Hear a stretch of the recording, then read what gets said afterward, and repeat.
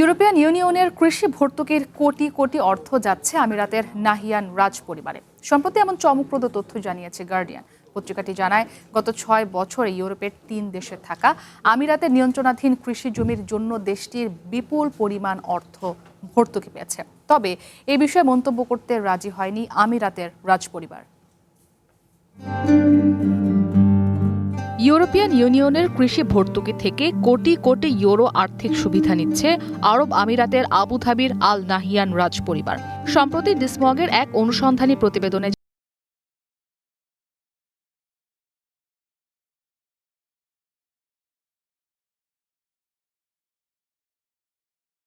৬ বছরে Romania, Italy ও স্পেনে থাকা কৃষি জমির জন্য ৭ কোটি ১০ লাখ ইউরোর বেশি অর্থ ভর্তুকি পেয়েছে।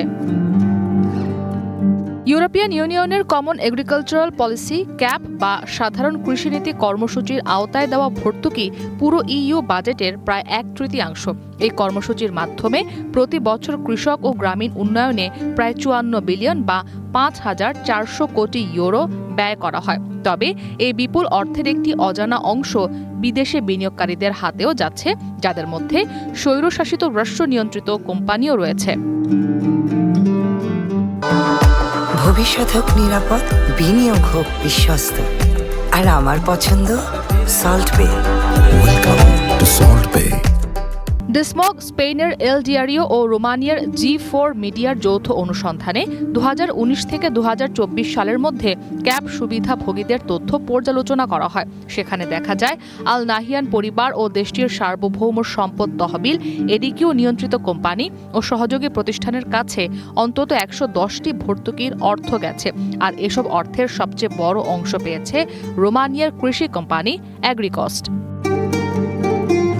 ইইউ কৃষি ভর্তুকি যে বড় জমির মালিকদেরই বেশি সুবিধা দেয় তা আগেই অন্যান্য প্রতিবেদনে উঠে এসেছিল। ২০২৪ সালে গার্ডিয়ানের এক অনুসন্ধানে দেখা যায়, মাত্র ১৭ জন বিলিয়নিয়ার ২০১৮ থেকে ২০২১ সালের মধ্যে ৩ বিলিয়ন ইউরোরও বেশি ভর্তুকি পেয়েছেন।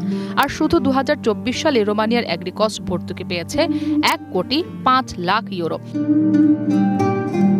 ইউরোপিয়ান কমিশনের এক মুখপাত্র বলেন, ক্যাপের আয় সহায়তা আরও লক্ষ্যভিত্তিক হওয়া উচিত।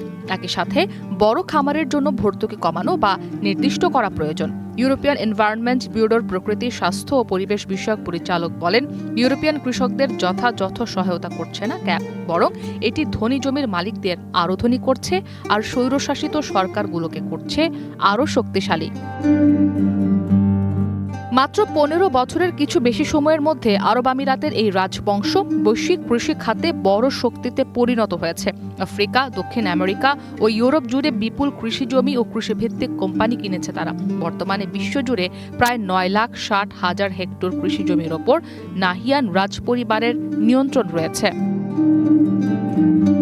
আল নাহিয়ান পরিবারের কাছে ভর্তুকির বিষয়ে মন্তব্য চাওয়া হলেও তারা কোনো উত্তর দেয়নি। এমনকি দেশটির সার্বভৌম সম্পদ তহবিল এডিকিও মন্তব্য করতে অস্বীকৃতি জানিয়েছে।